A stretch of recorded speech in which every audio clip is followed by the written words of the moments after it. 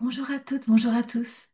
J'étais en train de lire un magnifique texte sur la splendeur et l'évolution de l'âme, notamment à travers l'alchimie, euh, que ce message m'est venu de vous transmettre là aujourd'hui.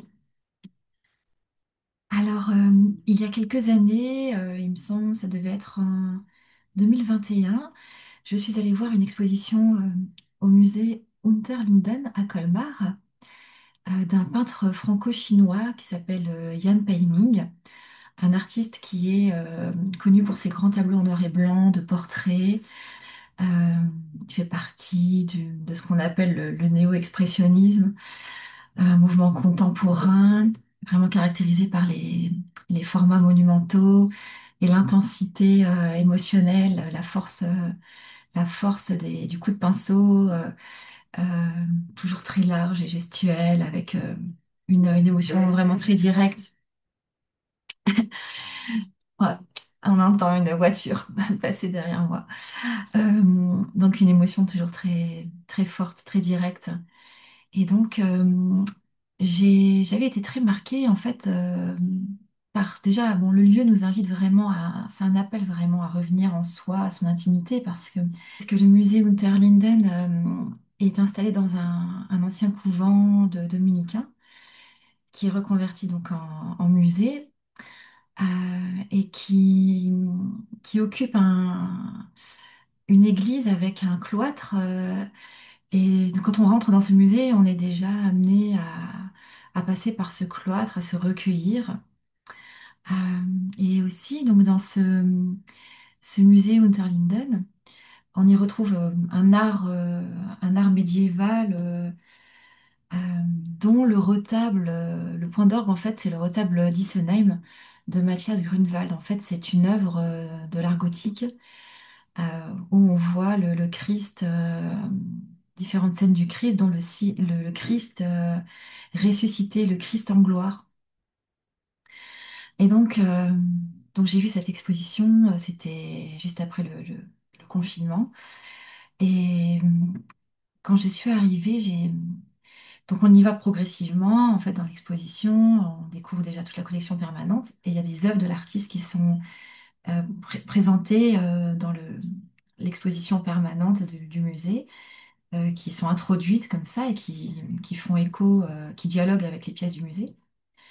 Et déjà là, je sentais déjà la force du message qui allait arriver. Et donc, en arrivant dans l'exposition, donc l'expo s'appelle en fait Au nom du Père.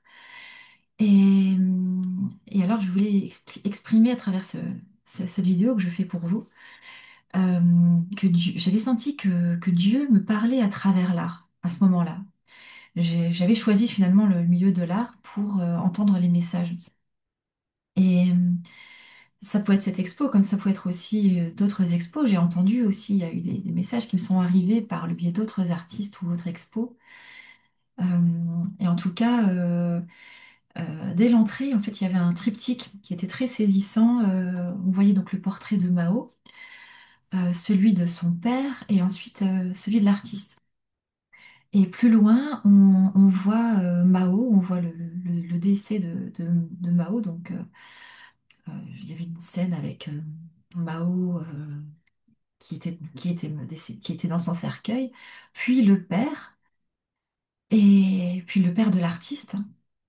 Et là, j'ai compris qu'en fait, on utilisait des figures à travers nos liens de parenté ou symboliques qui sont très forts et qui nous rattachent. On a ce besoin de se rattacher à tous les pères précédents jusqu'au Père source, en fait, jusqu'à Dieu. Que, en fait, tous les liens que nous avons avec nos parents, ils nous amènent, en fait, à à nous reconnecter à toute la lignée des pères, à toute la lignée des hommes derrière nous et à toute la lignée des mères, toute la lignée des femmes derrière nous. Alors, dans cette expo, c'était plutôt la lignée paternelle qui était très forte. même si la mère était présente aussi à un moment donné dans l'exposition, elle était représentée, je crois qu'il avait fait un autoportrait d'elle, mais à travers l'image de Bouddha. Il me semble que c'était ça, de mémoire. Et donc, toute l'expo, elle retraçait ces liens de filiation, d'amour et de mort. Et, et là, j'avais été vraiment choquée juste à l'entrée déjà de cette expo, parce que je comprenais à l'instant, en fait, que la reconnaissance de Dieu, elle passe obligatoirement par la filiation. Et donc, on ne peut que reconnaître Dieu à travers notre expérience ici humaine. C'est ça que j'ai compris. En posant un regard sur nos lignées, en fait, on ravive le lien directement à Dieu, au Père divin. Parce que la vie, c'est tellement sacré, c'est tellement magique et sacré de venir s'incarner ici. Et la mort, elle est tout autant. Et donc, dans ce cycle-là de vie, eh bien, on se rappelle qu'on transmet cette vie et qu'elle nous est transmise et qu'elle, enfin, en la remontant, on revient forcément à Dieu. Et ensuite, et même en la remontant, mais aussi en la transmettant, en la descendant, en fait. C'est pareil, en offrant la vie, le sacré aux enfants et à la génération, aux générations d'après, c'est exactement pareil. C'est l'héritage, en fait, que le plus bel héritage qu'on ait à transmettre, c'est ce lien de filiation. Et ensuite, donc, j'avais aussi pris conscience à ce moment-là, je me suis vraiment pris une sorte de claque, entre guillemets, gentille, mais une belle, belle prise de conscience à ce moment-là par rapport à ça. Euh, je me dis, mais c'est dommage que euh, ça marchait pas avec d'autres artistes, ou des fois que c'est pas le cas, hein, avec quasiment la plupart du temps, c'était pas vraiment le cas avec les artistes, de nous rappeler ce lien à Dieu, parce que bon, beaucoup parlent de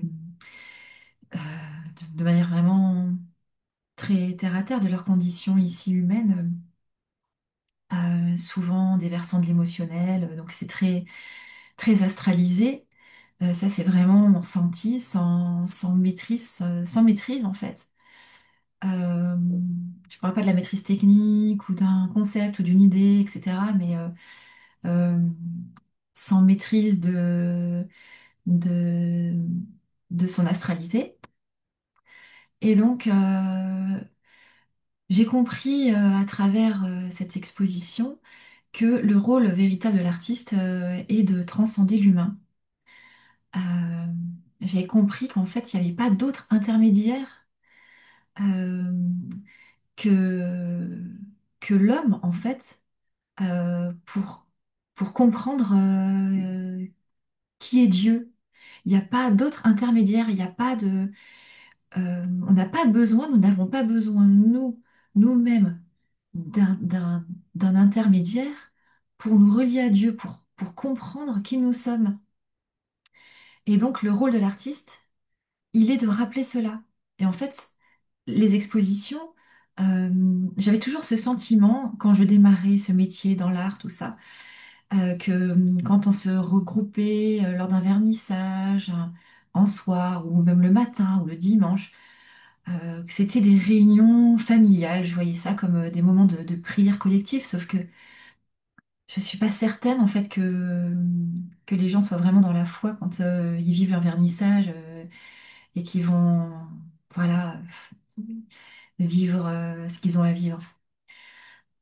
Et donc pour moi j'avais compris, enfin c'était essentiel en tout cas de vous le transmettre, que le vrai rôle de l'artiste c'est de transcender l'humain en le reconnectant au sacré en fait, voilà, au sacré. Et que nous n'avons pas besoin d'intermédiaire parce que nous sommes nous-mêmes des créateurs et que l'artiste il est là pour nous rappeler cela, qu'en fait nous sommes euh, à travers la création, nous sommes des messagers de, de la source en fait qui nous anime. Voilà, donc la création, c'est un souvenir de qui nous sommes. Voilà, on a. pas besoin d'autres intermédiaires que nous-mêmes, en fait, pour comprendre qui on est et nous relier à Dieu. Voilà, c'était ça que j'avais compris de manière très forte. Et, et voilà, c'est drôle parce que c'est vrai, cette exposition, je l'avais vue, ben, je pense que c'est cyclique, il y a forcément quelque chose qui m'est revenu aujourd'hui dans ma mémoire. Euh, C'était le jour de la fête des pères que j'avais vu cette exposition. Donc, il s'appelait Au nom du Père et j'avais compris ça et j'avais envoyé un message, je crois, à mon père à ce moment-là pour le remercier sûrement de m'avoir donné la vie, d'avoir participé en tout cas à travers une graine. Mais il y avait quelque chose, j'avais expliqué que j'avais vu cette exposition et que j'avais compris l'importance de la filiation, mais dans quelque chose de plus grand en fait, que simplement euh, ce qu'on a l'habitude de voir en fait, hein, nos liens, notre lien, nos liens biologiques. Voilà, donc cette vidéo finalement, je l'ai improvisée totalement et elle vient la veille de la fête des pères. Voilà, 3 ans, 4 ans plus tard, 4 ans plus tard. Euh, et voilà, à l'époque, j'aurais aimé faire, enfin, j'aurais aimé que cette vidéo puisse naître à l'époque où ce ressenti était frais, mais, mais c'est pas grave, il vient maintenant. Et je suis très heureuse de vous avoir partagé cela. Ça vous parle pas, je ne sais pas, mais en tout cas, ça me fait plaisir de pouvoir apporter quelque chose, voilà, quelque chose de lumineux de mes expériences dans l'art contemporain. Je vous fais un gros bisou, je vous souhaite un bon week-end et une bonne fête des pères. À bientôt.